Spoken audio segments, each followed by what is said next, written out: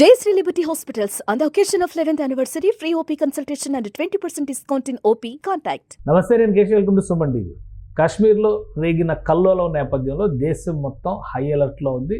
మరీ ముఖ్యంగా తెలంగాణ రాజధాని హైదరాబాద్లో ప్రతి అడుగు జల్లెడ పడుతున్నటువంటి పరిస్థితి. పూర్తి స్థాయిలో అప్రమత్తతను కొనసాగిస్తున్నారు. ఇటు పోలీస్ యంత్రాంగం, స్పెషల్ ప్రొటెక్షన్ ఫోర్సులు కూడా రంగంలోకి దిగినాయి. ఇక కేంద్ర హోంమంత్రి అమిత్ షా వివిధ రాష్ట్రాలకు చెందినటువంటి ముఖ్యమంత్రులతో ప్రత్యేక సంప్రదింపులు కూడా జరుపుతున్నారు.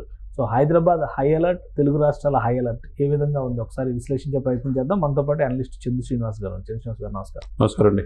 ఇప్పుడు జరుగుతున్నటువంటి వ్యవహారం అంటే సరిహద్దుల్లో ఒక అలజడి వాతావరణం ఉంది. ఇంకోవైపు నుంచి చూస్తే కీ సిటీస్, దేశం మొత్తంలో ముఖ్యమైనటువంటి నగరాలకి చాలా హై అలర్ట్ అనేటువంటి నోటీసులు ఇచ్చింది ఒక రకంగా చెప్పాలంటే. అలానే ఎన్ఐఏ నుంచి కూడా కొన్ని ప్రాంతాల్లో పాకిస్తాన్ జాతీయులు ఎక్కువగా ఉన్నటువంటి ప్రదేశాలు, వాటిపైన కూడా ఫోకస్ పెడుతుంది. టూరిస్టులుగా వచ్చిన వాళ్ళు కావచ్చు, బంధుత్వాలతో వచ్చిన వాళ్ళు కావచ్చు. సో వీటన్నిటిపైన కూడా ఇప్పుడు ఒక జల్లెడ పడుతున్నారు. హైదరాబాద్ ఓల్డ్ సిటీ పైన అందరూ ఆసక్తిగా గమనిస్తున్నారు అసలు ఏం జరుగుతుంది. మీరు అన్నటువంటి దేశమంతా యుద్ధ వాతావరణం కనపడుతుంది. ఒకవైపు రఫేల్ విన్యాసాలు, ఎందుకంటే భారతదేశ శక్తి సామర్థ్యాల మేరకు ఆర్మీ, నేవీ, ఎయిర్ ఫోర్స్ అంతా అప్రమత్తం చేశారు. సరిహద్దున సైన్యం మోహరించింది. సింధు జలాలు ఆపేశారు. ఇవన్నీ కూడా చూస్తూ ఉంటే వాళ్ళకి కనీసం నీరు కూడా దొరకని పరిస్థితి పాకిస్తాన్ వచ్చేసింది. ఇకపోతే ముఖ్యమైన ఇది ఏంటంటే పాకిస్తాన్ రాయబార కార్యాలయం కూడా ఆల్మోస్ట్ ఖాళీ చేసే పరిస్థితి. ఈ సిచ్యువేషన్ మీరు అన్నట్టు అసలు పాకిస్తాన్లో భారతదేశంలో ఎంతమంది ఉన్నారు, ఏ రాష్ట్రంలో వీళ్ళు నివసిస్తున్నారు, వీళ్ళకి షెల్టర్ ఇస్తుంది ఎవరు? ఓకే, మీరు అన్నట్టు నేషనల్ ఇన్వెస్టిగేషన్స్ ఏజెన్సీ ఎన్ఐఏ ఎప్పుడు ఎక్కడ ఎవరినైనా విచారించవచ్చు, అరెస్ట్ చేయొచ్చు. వాళ్ళు మన హైదరాబాద్ కార్యాలయం కూడా ఉంది.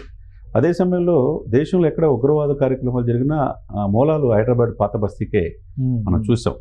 మన గోకుల్ చాట్ చాలా సంవత్సరాల తర్వాత మొన్న వాళ్ళకి జీవిత ఖైదు శిక్ష ఇచ్చారు. దిల్సుఖ్నగర్ బాంబేలు. ఇప్పుడు మీరు చెప్పిన దాని ప్రకారం దేశం మొత్తం ఎక్కడ పాకిస్తాన్లో ఉన్నారో వాళ్ళని ఎట్టి పరిస్థితులు 4 రోజులు వెళ్ళిపోమన్నారు. వాళ్ళకి ఇచ్చిన ఇది ప్రకారం, కేంద్ర ప్రభుత్వం ఇచ్చిన దాని ప్రకారం 27వ తారీఖు లోపు వెళ్ళిపోవాలా. అంటే 27 లోపు డెడ్ లైన్ అనమాట వాళ్ళకి. ఎవరున్నా కానీ వాళ్ళకి ఏ విధమైన మెడికల్ వీసా మీద వచ్చిన వాళ్ళు కూడా వెళ్ళిపోవాల్సిందే. మెడికల్ వీసా మీద 2 రోజులు ఎక్స్టెన్షన్ ఇచ్చారు, 29 వరకు. కాబట్టి ఎట్టి పరిస్థితుల్లో మీరు ఎటువంటి ఇది మీద వచ్చినా ఇక్కడ మా దేశంలో ఉండొద్దు అనేది స్పష్టమైన సంకేతాలు ఇచ్చేశారు. ఇదే సమయంలో ఏదో పనుల మీద వచ్చి ఈ దేశంలో అంతర్భాగం అయిపోయి ఇక్కడ ఈ నేల మీద ఉంటా, ఈ గాలి పీల్చుకుంటా, ఇక్కడ తింటా, ఇక్కడ విచ్ఛిన్నం చేసే వాతావరణం ఎవరు సహిస్తారు? ఇన్నాళ్ళు చూసి చూడనట్టుగా ఉంటే మైనార్టీల మీద దాడి జరిగిందంటే పెద్ద ఉద్యమంగా రాజకీయ పార్టీ ఉండే. కానీ నేను అఖిలపక్ష మీటింగ్లో ముక్త కంఠంతో అందరూ ఎప్పుడు లేని విధంగా ప్రతిపక్షాలు కూడా ఏకమైపోయి చర్యలు తీసుకోవాల్సిందన్నారు. ఇది ఒక రకంగా ఒక మంచి వాతావరణం. ఎందుకంటే మన దేశ సంస్కృతి కంటే ఇదేం గొప్పది కాదు. మన దేశ సంస్కృతి, మన దేశ రక్షణ కంటే ఇదేం గొప్పది కాదు. వీళ్ళు ఇక్కడికి వచ్చి మన మధ్య అన్నదమ్ములాగా ఉండి, హిందూ, ముస్లిం, క్రైస్తవులు అన్నదమ్ములాగా ఉంటే మత చిచ్చు లేపి హిందువులు అన్న వాళ్ళని చూసి కాల్చేయటం అనేది ప్రతి ఒక్కరికి హృదయాల్లో గాయపడింది.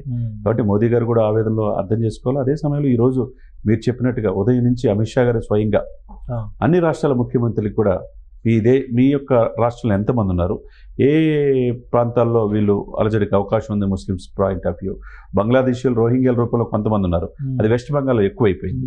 తర్వాత భైంసాలో ఎక్కువగా ఉంటారు తెలంగాణలో. ఇకపోతే మీరు అన్నట్టు కీలకమైంది ఓల్డ్ సిటీ, ఫాస్టెస్ట్ గ్రోయింగ్ సిటీగా అభివృద్ధి చెందిన హైదరాబాద్లో ఒకవైపు రేవంత్ రెడ్డి గారు ఎక్కడికి వెళ్ళి ఏ దేశం వెళ్ళినా తీసుకొస్తున్నారు.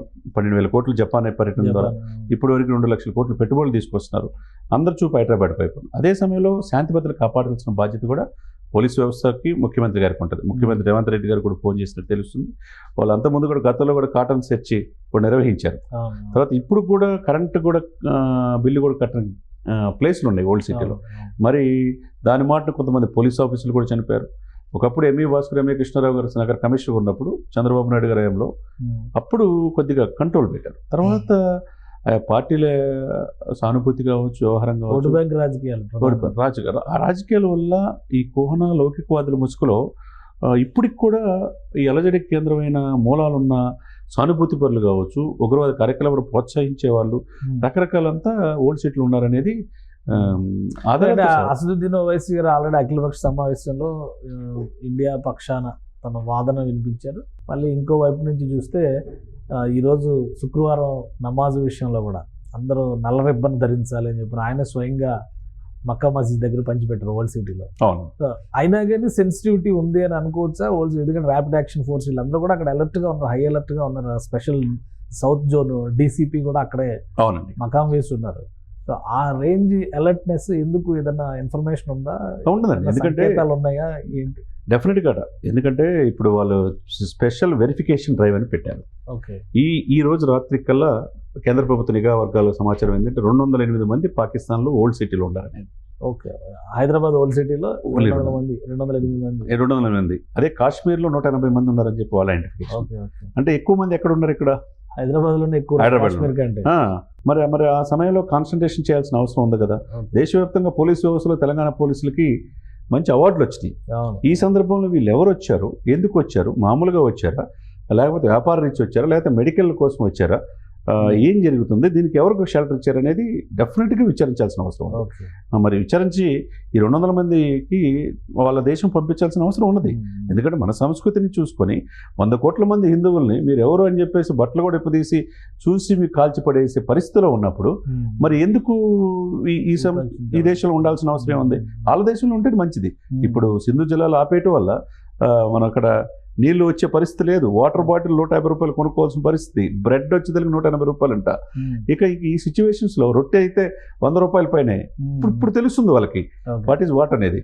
అంటే ఈ వెరిఫికేషన్ అనేది తెలంగాణ లేదా హైదరాబాద్ లోనే ఫోకస్, మిగతా ప్లేసెస్ లో కూడా ఉన్నాయి, ఇంకా ఏమన్నా సెర్చ్ నిర్వహించేటువంటి అవకాశాలు ఉన్నాయి? ఎవరైతే రోహింగ్యాల ముసుగులో ఉండే కొన్ని కరీంనగర్, వరంగల్లో కూడా ఉంటారు, బైన్సాలో ఉంటారు, ఆదిలాబాద్ దగ్గర, ఇవన్నీ కూడా వేరియస్ ప్లేస్లో హైదరాబాద్ సరౌండింగ్ ఓల్డ్ సిటీతో పాటుగా దేశ రక్షణ ముఖ్యం సార్. ముఖ్యం.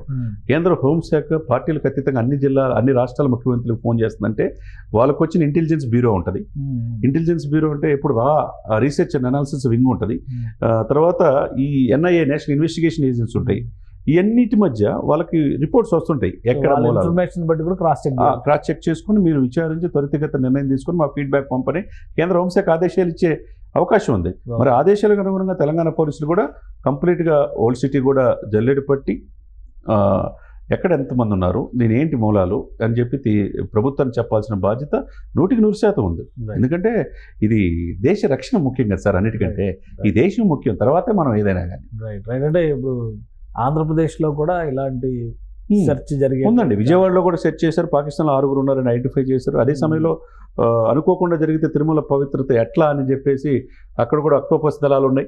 వాళ్ళు కూడా స్పెషల్ ప్రొటెక్షన్ ఫోర్స్లు కూడా విన్యాసాలు ఏం జరిగింది అనేది కటర్ సెర్చ్ కూడా వాళ్ళు అక్కడ కూడా చేసి తిరుమలలో చేశారు. ఎటువంటి డోకా లేదు ఎక్కడ అని చెప్పడం జరిగింది. అదేవిధంగా విశాఖపట్నం కావచ్చు, ఎక్కడైనా సరే, ఏపీ అయినా తెలంగాణ అయినా సెన్సిటివ్ ఏరియాస్ అన్ని కూడా జల్లెడపట్టే అవకాశం. ఈ దేశంలో ఏ రాష్ట్రంలో అయినా ముందు దేశం ముఖ్యం. ఈ దేశం జెండాను గౌరవించేవాళ్ళు, ఈ దేశ జాతీయ పతాకాన్ని సెల్యూట్ చేసేవాళ్ళు, ఈ జాతీయ గీతాన్ని, తెలుగు తల్లిని, మన భారత మాతని గౌరవించేవాళ్ళు ఈ దేశంలో ఉండాలి.